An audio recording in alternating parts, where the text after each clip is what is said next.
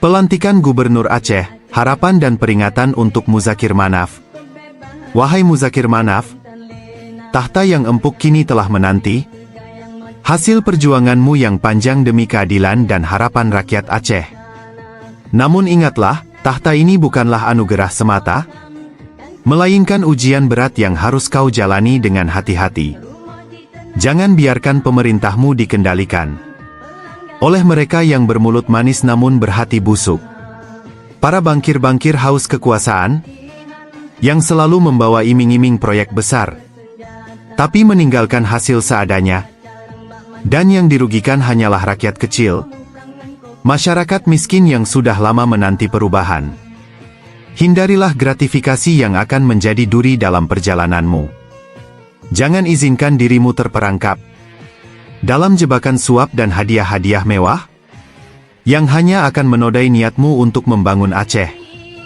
Tolak dengan tegas tawaran-tawaran kotor dari para pengusaha yang tak peduli pada kemajuan, yang hanya ingin menambah kekayaan mereka dengan mengorbankan kesejahteraan rakyat.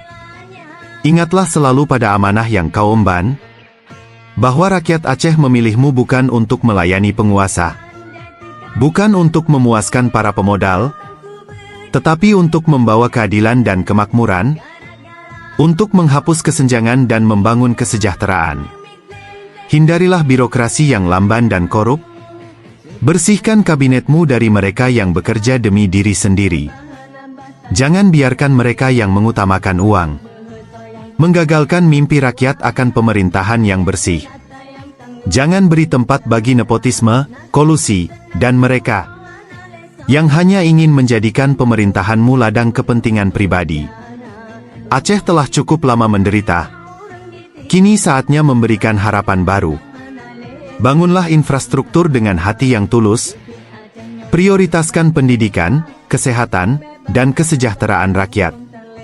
Jangan biarkan suara rakyat kecil tenggelam oleh desakan mereka yang memiliki uang dan kekuasaan. Wahai gubernur baru, jadilah pemimpin yang melindungi, bukan menjual. Jadilah pengayom yang menghapuskan kesenjangan.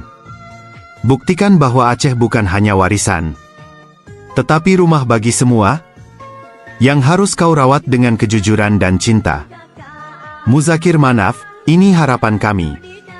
Jangan kau sia-siakan suara rakyat kecil, karena mereka adalah alasanmu untuk berdiri di atas tahta itu.